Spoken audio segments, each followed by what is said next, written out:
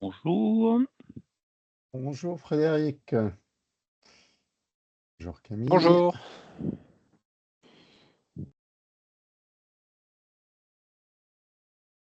Vous m'entendez bien là? Oui, parfait. Et bonjour à Très Camille. bien. Bonjour. Allez. On attend un petit moment. Je pense qu'il y a beaucoup, il y a beaucoup de gens déjà en vacances. Euh, Je m'y prête juste après ce séminaire pour 2 semaines.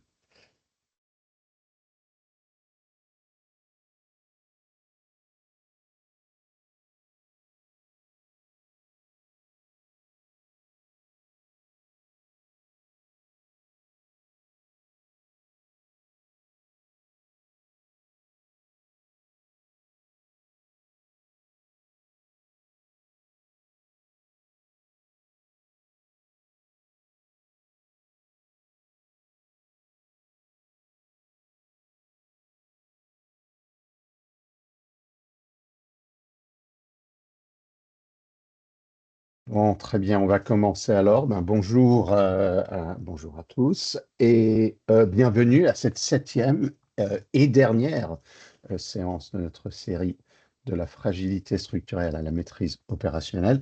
Donc nous sommes maintenant au mois de juillet, les vacances commencent ou ont commencé.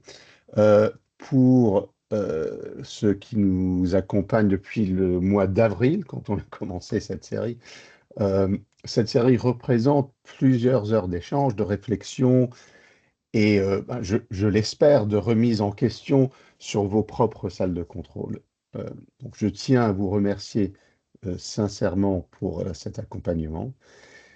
Et dans un quotidien où les urgences opérationnelles prennent facilement le dessus, prendre le temps de réfléchir au fonctionnement de son organisation est un choix, et c'est précisément ce choix qui permet de progresser durablement. Depuis notre première séance, nous avons construit un cadre de réflexion autour de 7 piliers. Nous avons commencé par la stratégie. Donc, une salle de contrôle existe-t-elle pour accomplir une mission clairement définie ou simplement pour exercer une succession de tâches? Euh, Puis, nous avons exploré le personnel, la culture, l'environnement, les opérations, ainsi que la technologie et les données. Et à chaque séance, nous nous sommes concentrés sur un pilier, ses caractéristiques de maturité, les angles morts les plus fréquents et les questions qu'un dirigeant devrait être capable de se poser. Et cette revue était indispensable, mais c'est une approche qui comporte un petit risque. Celui de croire qu'il suffit d'améliorer chaque pilier individuellement pour construire une salle de contrôle performante. En réalité, ce n'est jamais comme ça que fonctionne une organisation. Une salle de contrôle mature n'est pas une juxtaposition simplement de bonnes pratiques. C'est un système dans lequel chaque pilier renforce les autres et dans lequel la faiblesse d'un seul pilier finit par fragiliser l'ensemble. Et c'est précisément cette vision d'ensemble que je voudrais partager avec vous aujourd'hui.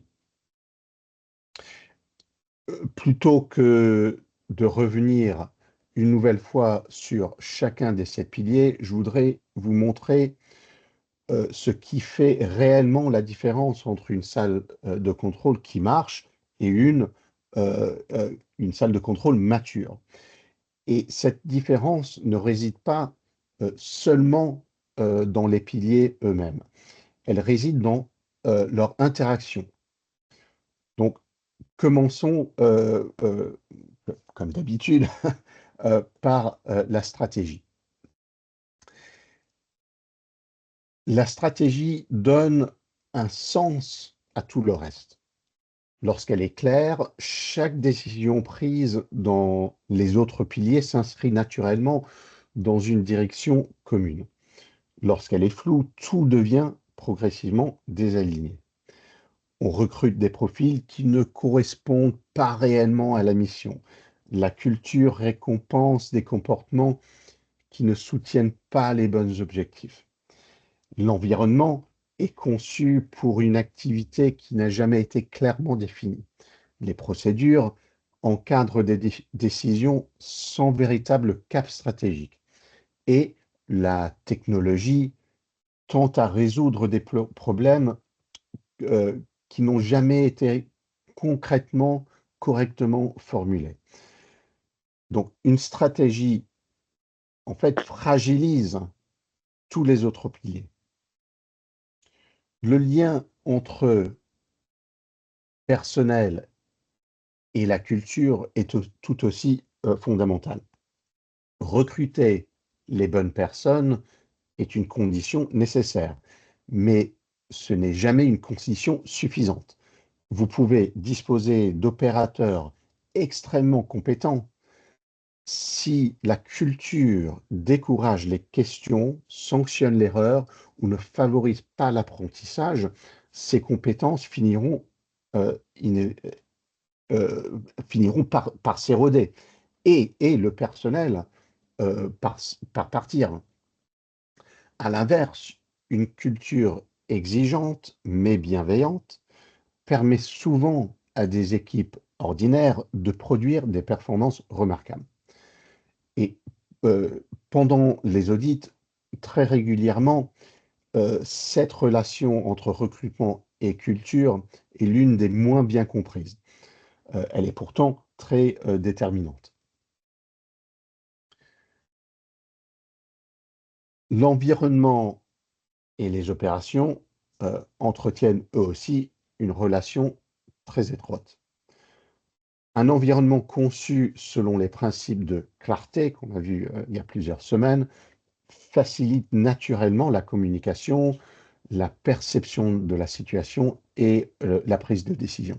À l'inverse, même les meilleures procédures deviennent difficiles à appliquer lorsque les opérateurs doivent lutter contre le bruit, les interruptions, une mauvaise visibilité ou une ergonomie inadaptée. Les procédures ne vivent jamais sur le papier, elles vivent dans un environnement réel. Et enfin, ce qu'on a vu la dernière fois, la technologie et les données, euh, bien qu'ils arrivent en dernier, c'est pas un hasard. La technologie n'est pas le point de départ. Elle est l'amplificateur du système. Donc, lorsque les 6 autres piliers sont solides, elle amplifie la performance. Lorsqu'ils sont fragiles, elle amplifie cette fragilité. C'est pourquoi tant de projets de modernisation technologique en fait, produisent des résultats assez décevants. Ils cherchent à résoudre avec des outils des problèmes qui relèvent en réalité de la gouvernance, des processus et des facteurs humains. La véritable valeur de cette approche systématique est qu'elle relève une forme de révèle une forme de fragilité souvent invisible. Non pas la fragilité des piliers individuels, mais celle de la connexion qui les relie. Une organisation peut afficher une stratégie claire, employer des collaborateurs compétents, développer une culture positive, disposer d'un environnement adapté, mettre en œuvre des processus euh, robustes et investir dans des technologies performantes. Mais malgré tout ça, elle peut rester assez fragile. Pourquoi? Parce que ces éléments ne sont pas suffisamment alignés entre eux. C'est cette cohérence qui distingue entre une salle de contrôle qui marche, qui fonctionne, et une salle de contrôle véritablement mature.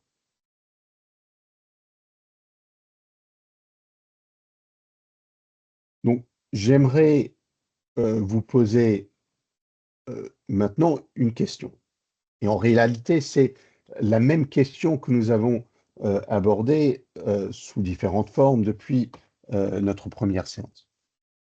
Pouvez-vous affirmer avec confiance que votre salle de contrôle prendra les bonnes décisions de manière cohérente, sous pression, y compris face à des situations qu'elle n'avait pas anticipées?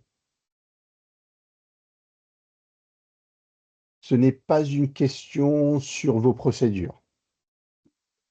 Ce Pour moi, n'est c'est clairement non. Mais bon, on en dit. ça l'était dès le début, donc tout va bien. Bah, c'est pour ça qu'on est là. Et bah, on en revient, Frédéric, à la fin, parce que je vais reposer cette question. Je suis intéressé dans la réponse et un peu d'analyser pourquoi. Parce que c'est pas une question de procédure, c'est pas une question sur les KPI, c'est pas une question en fait du résultat de votre dernière inspection. C'est une question qui est beaucoup plus exigeante. Elle porte sur votre capacité à avoir confiance dans votre système lorsque les conditions deviennent réellement difficiles. Cette question repose essentiellement sur trois dimensions. La première, c'est la cohérence. Votre salle de contrôle délivre-t-elle un niveau de performance constant ou seulement lorsque toutes les conditions sont favorables? La deuxième, c'est la pression. Lorsque les événements s'accélèrent, que les informations deviennent incomplètes et que les décisions doivent être prises rapidement, vos équipes conservent-elles la même qualité de jugement? Et enfin, il y a l'imprévu. Que se passe-t-il lorsqu'un événement euh, survient en dehors de tous les scénarios prévus? Lorsque la procédure ne suffit plus, lorsque personne ne dispose de la réponse parfaite, votre organisation est-elle capable de s'adapter tout en continuant à prendre des bonnes décisions? Donc, voilà le véritable test de maturité. Et si vous pouvez répondre à cette question avec assurance et surtout avec des preuves, euh, alors vous disposez probablement d'une salle de contrôle mature. Si au contraire vous hésitez, euh, c'est pas un échec total, c'est simplement le signe qu'il reste un travail de structuration à accomplir. Euh, Car la maturité opérationnelle ne se décrète pas, elle se construit. Et elle se construit progressivement, délibérément, elle se démontre. C'est pourquoi les 7 piliers doivent jamais être considérés comme une simple liste de domaines à améliorer, prise individuellement. Ils apportent des réponses partielles. Pris ensemble, ils construisent un système. Et la performance d'une salle de contrôle n'est pas la somme des performances de chacun des piliers, euh, elle naît de leur alignement, de leur cohérence, de la qualité des interactions entre chaque pilier.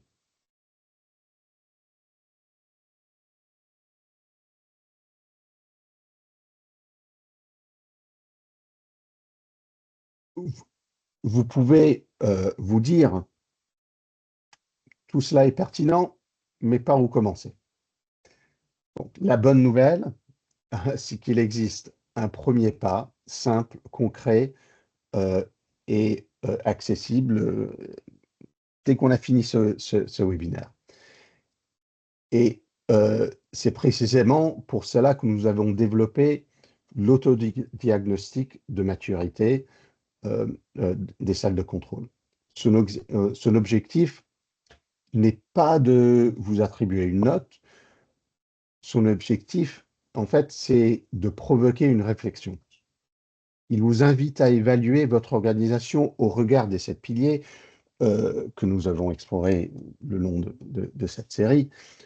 Et pour chacun d'eux, poser une série de questions.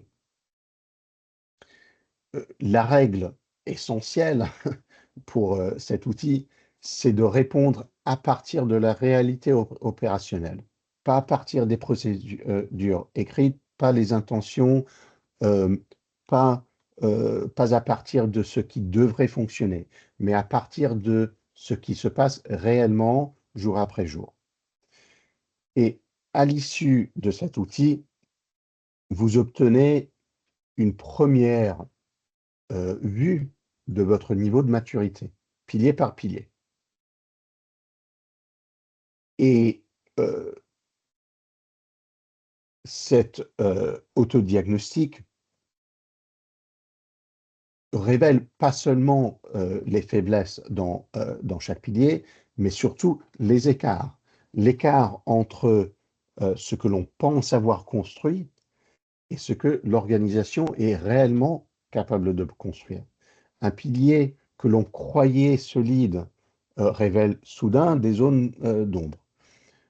Deux piliers que l'on pensait indépendants apparaissent en tension. Et c'est précisément là que réside la valeur de cet outil.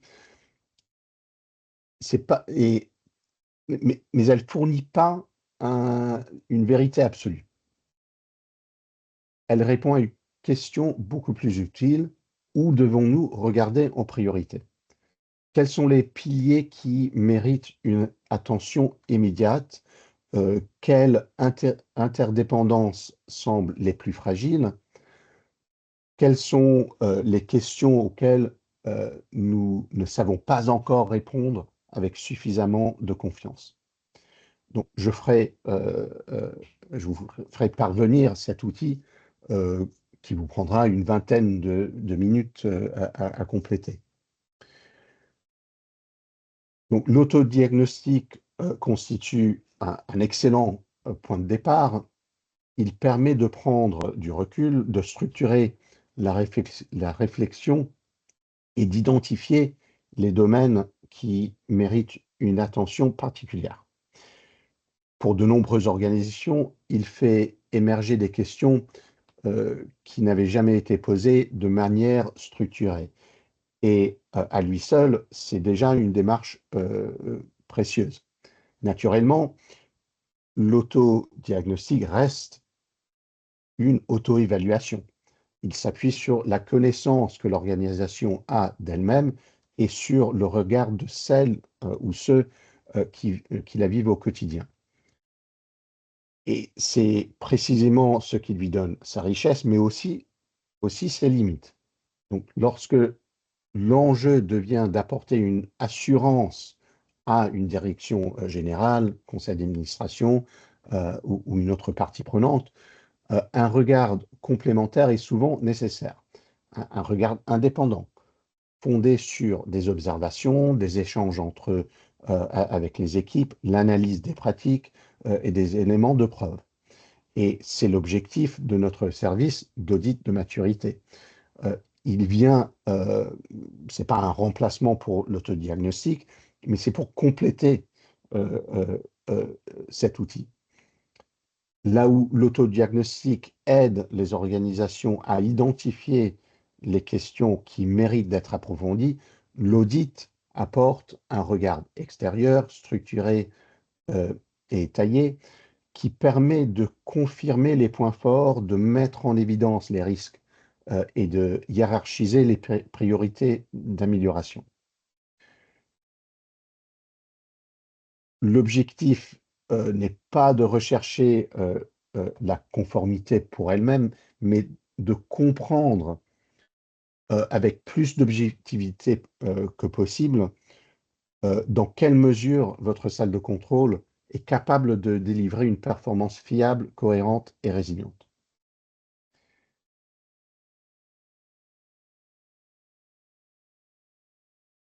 Alors, depuis le début de cette série, nous avons beaucoup parlé de cadre de référence, de maturité et de gouvernance. Mais ces sujets prennent tout leur sens lorsqu'ils sont confrontés euh, à votre réalité opérationnelle. Donc, j'ai laissé cette fois-ci un peu plus de temps euh, euh, pour discussion et échange sur votre réalité, vos réussites, vos difficultés euh, et les questions auxquelles vous êtes aujourd'hui confrontés. Mais pour ouvrir, je voudrais vous poser une première question. Parmi les 7 piliers que nous avons explorés, lequel vous semble aujourd'hui le plus fragile dans votre organisation et surtout, pourquoi?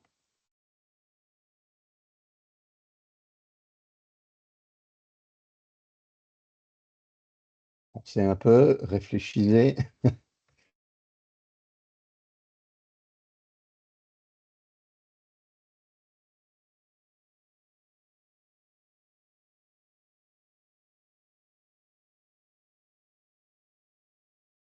Est-ce qu'il n'y a pas assez de stratégie? Est-ce que la technologie ne supporte pas? C'est l'environnement?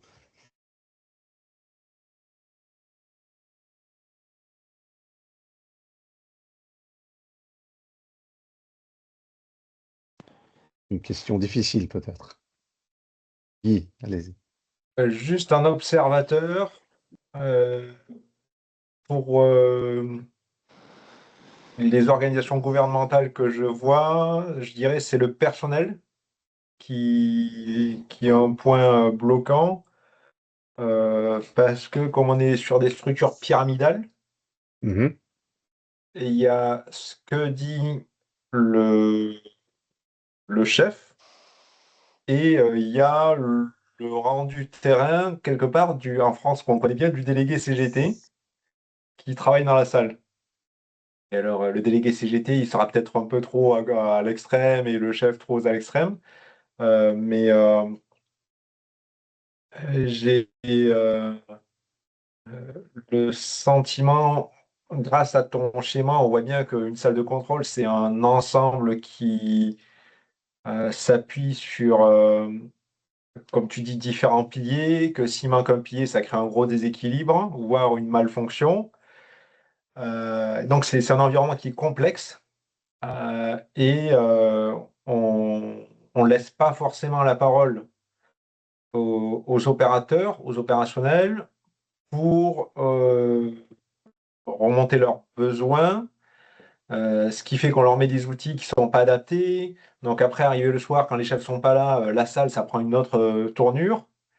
Et, euh, et voilà, donc je dirais, pour moi, c'est plus le personnel qui pose problème, et notamment parce qu'il y a un double langage entre on- comment on dit que la salle doit être utilisée, comment elle est mhm. utilisée réellement, et après ils se retrouvent avec des outils, comme on l'avait vu ensemble, où ils nous disent oui, c'est les fourmis, les vidéos c'est les fourmis, vous voulez qu'on voit quoi sur les vidéos? C'est tout petit, on voit rien. Donc on nous dit d'être là, d'être assis, de regarder, d'intervenir, mais quand vous voyez un mini pulse tout petit, bah, de toute façon vous pouvez rien faire, donc vous laissez traîner. Et voilà. Et pour moi, c'est une incohérence dans les outils qui sont proposés, les fonctions humaines et les capacités cognitives des êtres humains, ce qui font qu'après, parfois, on arrive avec des gars, ils sont assis face aux écrans et puis il se passe rien, quoi. Frédéric, Camille, vous reconnaissez cette description dans vos salles, vos organisations? Frédéric. Oui, merci. Moi, ça va être simple. De toute façon, je pense que déjà, on n'a pas conscience. Alors, Guy a raison, il n'y a pas de souci. Nous, on a une petite salle de contrôle, puisqu'on a en général un seul opérateur de présent quand c'est la journée et c'est une astreinte la nuit. Donc, moi, je dirais plutôt que déjà, les 7 piliers, pardon, on les a pas. Qu'on est passé par un pilier qui, dans la tête de mes supérieurs, est important, mais qui n'est pas présent, qui est les obligations. C'est-à-dire qu'on a fait par obligation et non pas par compréhension. Il fallait être là. Après, le choix des outils chez nous est plus souvent un choix sur catalogue qu'un choix réfléchi. Ah, ça me plaît, on va l'acheter. Et après, on a beau essayer de leur expliquer que non. Moi, dans mon administration, on gère beaucoup de choses. Donc, on a un PC qui est censé gérer les alarmes, les incidents routiers, enfin, les trucs comme plein de choses. Et on a un gros souci au niveau des données. C'est qu'aujourd'hui, on est tout juste capable de vérifier la justesse de nos données qui sont fournies par notre direction, la partie routière, par exemple. Je vais vous donner un exemple tout simple. On a des cryopédomètres, c'est des capteurs de calcul de profondeur de gel sur les chaussées. J'ai un capteur qui, le 12 juin, me donnait moins 40 degrés en surface et plus 1500 degrés le 12 janvier. Personne ne l'a vu. Donc, c'est-à-dire qu'on a peut-être des outils, mais on n'a pas la synthèse visuelle qui permet que le regard attire, ce qui fait qu'on est tout bancal de l'autre côté. On n'a pas de comment on pourrait appeler ça, de ligne directrice au niveau des politiciens. On n'a pas de trucs qui sont vraiment fixés, si ce n'est répondre à l'obligatoire. Ce qui va du coup entraîner au niveau du personnel une certaine incompréhension. Du coup, un manque de culture aussi, parce que chez nous, c'est de la mutation. C'est-à-dire que par moment, il faut muter pour progresser, pas forcément prendre un poste sur lequel on a déjà une sensibilité à la base. Donc là, j'oscille un peu entre culture et personnel, et l'environnement, on en revient au choix des outils qui ne sont pas forcément en adéquation. J'ai toujours pas réussi au bout de 3 ans à leur faire comprendre qu'il fallait qu'on se fasse un dashboard, des remontées d'infos, certes, qui nous sont propres, mais aussi des remontées d'infos des autres services de gestion, et même des remontées d'infos des gens de chez nous. Par exemple, on a des gens qui ont des débitmètres sur des traitements de l'eau, des stations de traitement de l'eau communale, qui arrivent, j'en ai un en tête parce que celui-là, je l'ai vu physiquement, qui est à 4 mètres de la chaussée. Je me dis que d'avoir l'information de son débit peut nous faire de la prévention à nous sur les risques d'inondation de la chaussée. Et déclencher ou pas des actions en automatique si c'est des panneaux à déclencher, en manuel si c'est du personnel. Donc je vais vraiment avec plaisir faire circuler ce cadre-là au sein de ma direction, ça tombe bien. J'ai un rendez-vous avec mon directeur et mon directeur adjoint en septembre,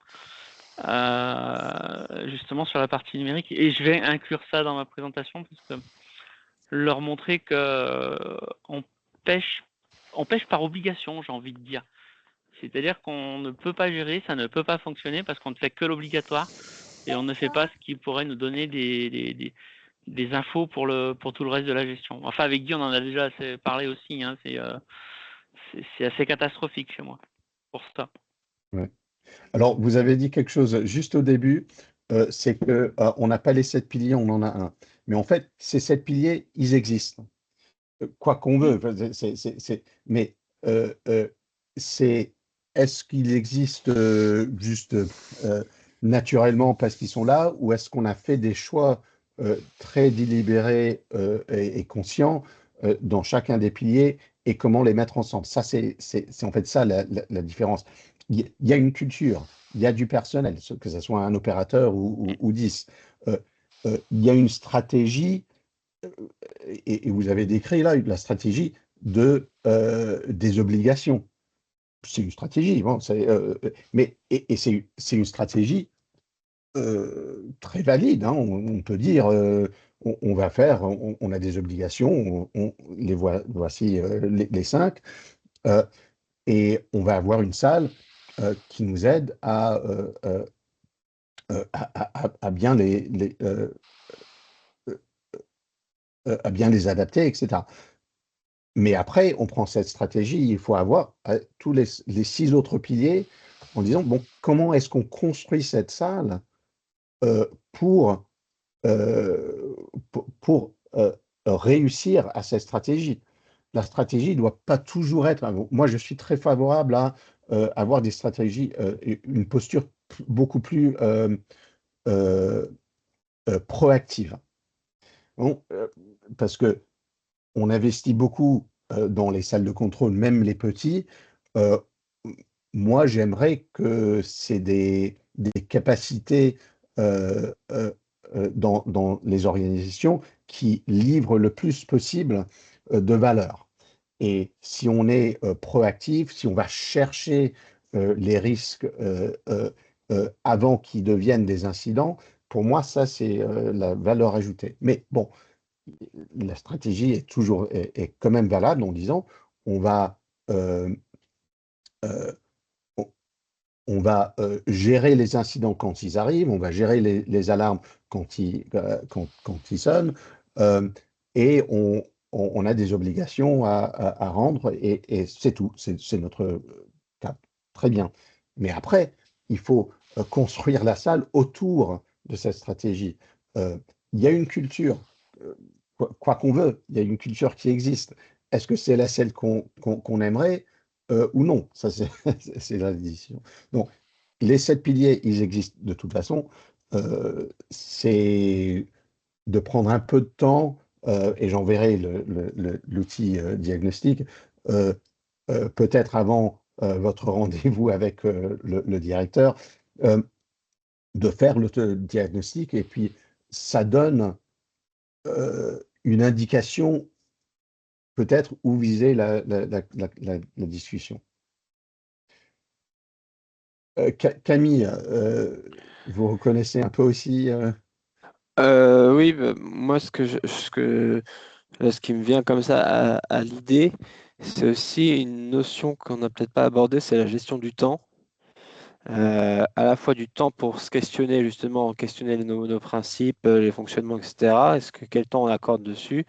Et après, il y a aussi la gestion du temps euh, qui sert à justifier des réponses à des objectifs et plus qu'à des fois réaliser des missions propres, etc.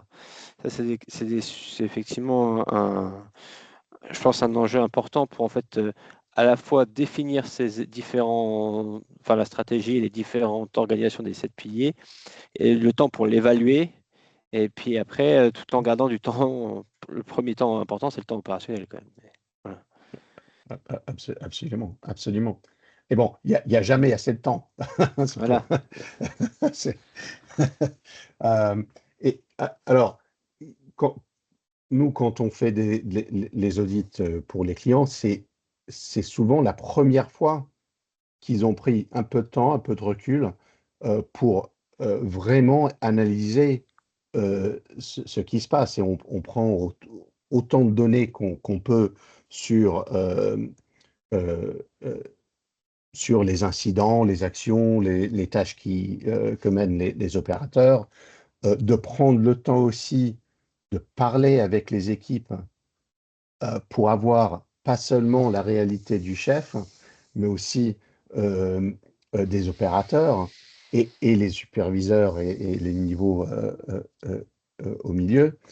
Euh, et oui, ça prend un peu de temps, mais en prendre ce temps au début, à mon avis, on sauve du temps Ah oui, tout au long, parce qu'on a une stratégie plus claire. Les décisions après qu'on prend sur les autres piliers deviennent en fait un peu plus faciles. Penser que ce soit l'environnement ou la technologie, euh, on peut prendre l'approche que Frédéric a décrite en disant ben, j'aime celui-là, je vais acheter ce logiciel ou ce mur d'image ou quoi que ce soit parce que euh, je l'ai vu dans un catalogue et ça me plaît, euh, ou avoir pris le temps de transformer la stratégie en un cahier de charges bien décrit qui correspond aux objectifs, et après d'avoir une évaluation et de prendre le temps d'évaluer la technologie, les achats à travers ces critères. Mais oui, ça prend un peu de temps. Et en fait, quand je parle aux directions, c'est toujours pressé. Parce que oui. je veux améliorer demain. Euh, Pas dans 3 mois, pas dans un an. Je veux avoir une amélioration de performance demain. Euh, donc, dans l'audit, on fait toujours qu'est-ce qu'on peut faire dans les prochains 3 mois, qu'est-ce qu'on peut faire en 6 mois, en un an, en 2 ans, euh, pour, euh, pour donner un peu, un peu de support aux directions qui ont la pression souvent politique d'améliorer la performance plus rapidement. Guy. Chris, moi, tu vois, je compare un peu parfois les salles de contrôle aux grandes cuisines. Dans les grandes cuisines, on a un chef qui fonctionne en brigade et on retrouve un peu la même notion. Chaque jour est différent et en même temps, chaque jour va être la même chose. On sait que dans un restaurant, les clients vont arriver vers les midis, donc pour avoir fait la mise en place dès 9h, 10h, etc. On a le coup de feu entre midi et 14h30. Après, on passe sur un autre cycle. Et le chef cuistot, c'est un artiste, il maîtrise quelque part tous les éléments de son restaurant. Il sait précisément comment fonctionne un four, comment fonctionne l'huile, etc., comment se comportent les clients, les fournisseurs. Il maîtrise tout. Alors qu'un chef de salle, aujourd'hui, il ne peut pas tout maîtriser parce que là, sur ton schéma, si on voit, enfin, je vais commencer par ce que je connais, technologie et données, en général, ils sont complètement largués. Vous ne pouvez pas demander à un responsable de salle opérationnelle qui sait comment gérer une colonne d'intervention, qui sait comment parler aux hommes, qui sait comment faire de l'interservice. Il ne peut pas savoir comment sont paramétrées les caméras, il ne peut pas savoir comment les serveurs remontent l'information. Et donc, il y a un gros trou dans sa raquette de compétences. Et donc, intellectuellement, il n'est pas capable de tout gérer de manière autonome. Donc, ça veut dire qu'on devrait avoir un assistant qui, lui, a du temps pour être bon sur tous les éléments ou pour être capable au minimum de comprendre sur tous ces éléments pour réussir sur la vie de la salle. Un instant T, on va dire, elle a été bien construite, mais 6 mois après, les outils de la salle ne sont plus adaptés. Et 6 mois après, il faut changer soit la culture des hommes pour les former sur un nouvel outil, soit il faut changer les technologies qui sont utilisées, soit il faut changer l'affichage de votre mur d'image, soit peut-être la luminosité, le bruit. Et le chef, il n'est pas capable de voir cette évolution. Donc, au final, personne n'est capable, dans l'écosystème de la salle, de voir ce qui se passe et de faire évoluer. Donc, effectivement, si on fait appel à des consultants comme toi, le temps de passer commande, etc., il peut arriver, mais c'est très rare. Et donc, pour moi, je dirais d'un point de vue structurel, si on comparait juste, pour faire preuve de bon sens, on compare une salle de contrôle face à une cuisine, on se dit, bah oui, le chef cuistot, il maîtrise tout. Par contre, dans une salle de contrôle, le chef de salle, il maîtrise pas, enfin, il maîtrise peut-être 80%. Et sur les 20% qui sont en général la data, la technologie, c'est des outils, il maîtrise pas ça, il lui faudrait quelqu'un en plus pour l'aider. Et donc là, pour rejoindre Camille, on a une problématique de temps, parce que le chef de salle, s'il est suffisamment brillant intellectuellement en général pour comprendre la technologie, mais il n'a pas le temps d'eux. Et comme dirait Frédéric, après, il y a une obligation. On dit, bon, il faut une salle, on pose une salle, on met des gars dedans, et puis après, ils se débrouillent, quoi. C'est basé sur la bonne volonté, quoi. Mais voilà, pour moi, il y a une problématique de ressources. Je dirais au centre de ton schéma, bah, il nous faudrait le gardien des clés, il nous faudrait un assistant, quelqu'un qui soit là, qui ait du temps. Mais aujourd'hui, c'est pas entendable. Les gens, ils sont déjà sous-effectifs, leur dire, il faut rajouter quelqu'un en plus qui plus est une fonction qui demande une certaine éducation intellectuelle, etc. Ça veut dire un niveau de salaire, un niveau de responsabilité. C'est limite un ingénieur qu'il faut au milieu, un ingénieur multitâche. Et les salles de contrôle, elles vont jamais dire, ah ben, attendez, on sort, je sais pas, 5 000 € par mois en plus pour avoir un ingénieur au milieu, quoi. Oui. Alors, c'est une bonne réflexion. Je dirais, il y a quand même une différence entre les salles de contrôle dans le secteur public et dans le secteur privé à cet écart. Parce que, et en fait, c'est d'être chef de cuisine, c'est un métier, c'est une profession. On Oui. commence en tant que plongeur et on progresse chef de rang, blablabla. Bon, mais et ça, on voit beaucoup plus cette progression professionnelle dans le secteur privé. Donc, je commence en tant qu'opérateur, il y a une opportunité de devenir superviseur et après de devenir manager, chef de salle, directeur, etc. Euh, dans le secteur public, où les cadres de grade sont plus définis et un peu séparés, euh, et où il y a une politique bon, si je veux monter de grade, il faut que je passe à un autre poste dans une autre direction, etc. C'est beaucoup plus difficile d'avoir un chef de salle qui est pas qui sont pas professionnels, bien sûr qu'ils sont pas, mais qui est un professionnel de salle de contrôle, de centre Oui, opérationnel. Parce que, bon, ils viennent, ils sont là pour 2 ans. Bon, moi, quand j'ai repris ma salle dans la police, ça m'a pris près d'1 an pour vraiment connaître tout ce qui se passe, comment ça marche, la technologie, etc. Bon, et 2 ans après, bon, allez à votre prochain poste. Donc ça devient plus difficile pour atteindre ce que tu as décrit. Euh, mais euh, c- ça remonte un peu aussi sur ce qui est personnel et culture. Bon, on peut pas, si on a une culture qui est une culture d'équipe et qu'on construit l'équipe de direction, de supervision, on peut avoir quelqu'un qui est spécialiste en technologie, un ingénieur. On peut avoir quelqu'un qui vraiment connaît tout ce qui est opérationnel. Et puis après, le chef de salle, euh, c'est lui euh, qui mène la stratégie, qui protège la salle contre la politique et la direction euh, plus haute. Donc, il y a un rôle, à mon avis, pour les deux structures, euh, mais comme tout dans ce modèle, euh, il faut qu'on le construise avec une pensée très délibérée. Donc, si on a un chef de salle qui ne peut pas avoir toutes les compétences à travers une salle qui est assez complexe, bon, quand on regarde chacun de mm, ces piliers, chaque pilier est complexe en lui-même. Euh, Ben après, il faut avoir une équipe qui peut donner ce support. Bon, il y a des limites de ressources, d'argent, de temps, de personnel, etc. Oui, c'est bien compris dans le secteur public.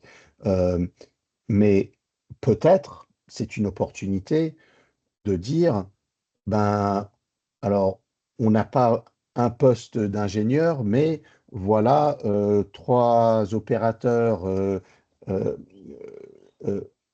euh, assez expérimentés qui peut-être aiment la technologie, sont bien, connaissent les systèmes. Bon, on leur donne oui, enfin un après, peu avec de... des. Bon, ah, Ça fait c'est beaucoup de pas si. l'idéal, hein. Oui, non, mais ça fait beaucoup de si pour y arriver.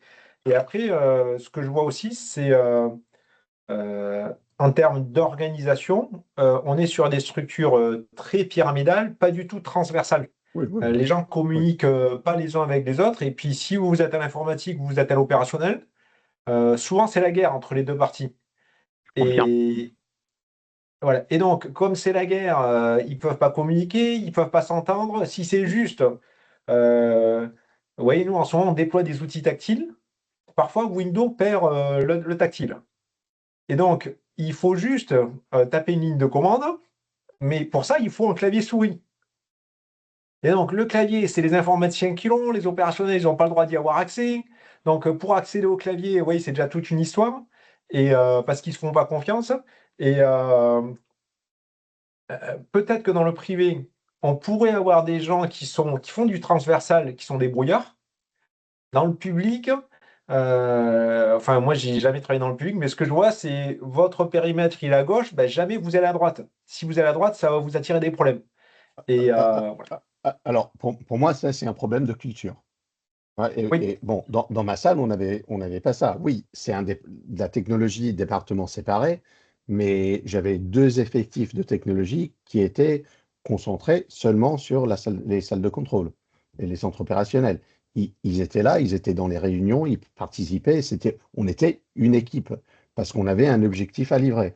Donc, oui, c'est peut-être comme ça la plupart des organisations publiques, parce qu'il y a cette hiérarchie, on est bien divisé en départements. Mais ça, si on veut changer la culture, on change la culture. Ça, c'est une décision qu'il faut prendre. euh, on dit, ben, on veut travailler mieux ensemble. Euh, mais oui, si on Non, est mais en guerre et c'est séparé, ça oui, c'est. la culture, je ne sais pas si tu t'adresses, admettons, à l'armée. La culture, s'ils ont une culture, on va pas changer pour la salle de contrôle leur culture. Si, bien sûr, bien sûr. Quand on regarde la culture, euh, c'est des cercles. Bon, si Oui. on prend l'armée, on a l'armée, on a la division machin, on a le centre opérationnel. Bon, chaque élément a sa propre culture, dans une culture. Hein. Donc, on peut très bien définir la culture de cette partie dans l'environnement, et on peut dire, ben, dans le centre opérationnel, dans cette salle de contrôle, euh, on a une volonté de travailler différemment. Ouais, non, ça, je suis pas convaincu. Parce qu'après, comme les ordres, tu vois, la manière dont typiquement, là, je travaillais avec ouais, des fonctionnaires. Mhm. Avant, ils étaient habitués à travailler d'une certaine manière. Maintenant, on les a repositionnés. On a dit ce que vous faisiez avant, c'est interdit de le faire, il faut que vous fassiez comme ça. Et donc, même au niveau de la salle de contrôle, il y a plein de choses qu'ils ne peuvent pas faire parce que ce serait aller contre les directives nationales. Oui, bien sûr. Alors, non, je dis pas, on va changer les directives nationales. Il faut bien travailler dans des cadres de régulation, etc. Oui, Mais euh, euh, c'est pas seulement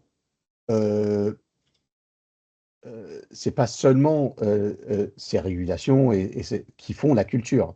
La culture, oui, c'est oui. beaucoup plus que ça. Donc, si il y a une volonté, si les bonnes personnes se parlent font l'exercice, moi, je suis très convaincu, et je l'ai vu plein de fois, qu'on peut changer la culture d'un petit département dans une grande organisation. Oui, La oui, oui, salle, oui. la salle de contrôle, de toute façon, comme j'ai dit à Frédéric tout à l'heure, tous les 7 piliers, ils existent. Qu'on les veut ou non, ils sont là. Euh, donc, la culture, il y a une culture qui existe. Et elle ne va pas être la même culture. Donc, si on prend, je sais pas, euh, si on prend l'armée, la culture dans un centre opérationnel n'est pas la même culture que dans un bataillon d'infanterie. Euh, mais ils sont dans la même organisation, Oui, ils ont mais les mêmes règles, mais la culture va être différente. Donc, si on veut changer, oui, il y a une limite, bien sûr, et qu'on veut dire, ben, on va travailler dans notre centre de façon un peu différente, c'est faisable. Est-ce que c'est facile? Absolument pas. Mais c'est faisable si elle a volonté. Et bon, je vois ça dans beaucoup des clients. Même dans le privé, le département de technologie est ici, le centre opérationnel, salle de contrôle est dans une autre fonction. Euh, bon, ok, mais il faut travailler ensemble. Donc, comment est-ce qu'on fait ça? Euh, bon, moi, je vais peut-être pas te convaincre, mais bon, moi, je suis convaincu, avec le bon travail, qu'on peut changer la culture pour améliorer. Bon, on est presque à temps. Alors, bon, on a couvert quand même beaucoup de sujets, hein, pas seulement dans cette petite discussion, mais le long des 6 autres séances. Euh, mais au fond, le message reste la même depuis le premier jour. Une salle de contrôle performante ne se construit pas par hasard. Elle est le résultat de choix, de méthodes, de gouvernance claire d'une volonté constante de progresser et la technologie, bien sûr, compte, les procédures comptent également, mais ce sont rarement elles qui expliquent à elles seules pourquoi une organisation réussit durablement. Ce que fait la différence, c'est la qualité du système que vous avez construit. Et, euh, et la confiance que pouvez avoir dans ce système euh, lorsque tout devient plus difficile. Parce que quand tout marche, tout marche. Donc, si cette série vous a amené à regarder votre salle de contrôle différemment, si elle vous a conduit à remettre en question certaines certitudes ou simplement à engager de nouvelles discussions avec vos équipes, alors elle aura pleinement atteint son objectif. Donc, je tiens à vous remercier sincèrement, euh, vous, vous trois en particulier, pour votre fidélité, pour les questions, pour la qualité des échanges depuis le mois d'avril. Et ce fut un véritable plaisir de partager cette série avec vous. Donc, alors, comme j'avais annoncé cette semaine, j'avais également prévu un petit cadeau pour tous ceux qui sont inscrits pour cette dernière séance. Donc, tout au long de cette série, nous avons parlé d'assurance opérationnelle. Nous avons vu juste maintenant l'outil autodiagnostic qui peut constituer un excellent point de départ. Il permet, comme j'ai dit, d'identifier des pistes de réflexion, d'ouvrir le dialogue, de commencer à hiérarchiser les priorités. Mais on a également vu qu'elle ne mesure qu'une perception. Il ne permet pas à lui seul de démontrer que votre salle de contrôle est réellement capable de délivrer une performance fiable dans la durée. Et c'est précisément l'objectif de notre audit de maturité. C'est une évaluation indépendante fondée sur les 7 piliers. On regarde 42 capacités qu'on évalue sur 5 niveaux de maturité. On prend des entretiens avec les parties prenantes, on observe des opérations, on analyse les documents et les données, et surtout, euh, on livre un rapport détaillé qui ne se contente pas juste d'écrire votre niveau de maturité, il explique pourquoi vous en êtes là, il identifie les risques prioritaires et il propose une feuille de route claire, pragmatique, priorisée pour faire progresser votre salle de contrôle. Donc, pour remercier les personnes inscrites à cette dernière séance, je propose une réduction de 40% sur cet audit pour toutes les réservations entre maintenant et la fin de l'année. Je vais accompagner seulement 20 organisations dans ce cadre parce que j'ai d'autres projets en cours le reste de cette année. Donc, si vous souhaitez en savoir un peu plus, savoir si cette démarche est adaptée à votre contexte, très heureux d'en discuter, suffit de m'envoyer un email. Donc, comme d'habitude, la rediffusion de cette séance sera disponible très prochainement, accompagnée de l'ensemble des ressources de la série. Notre petit rapport sur les 7 piliers, l'autodiagnostic. Guy, je n'ai pas envoyé, mais un petit poster sur clarté, comme tu avais demandé l'autre jour. Et si vous souhaitez poursuivre ces échanges en personne, est-ce qu'on en est? Voilà.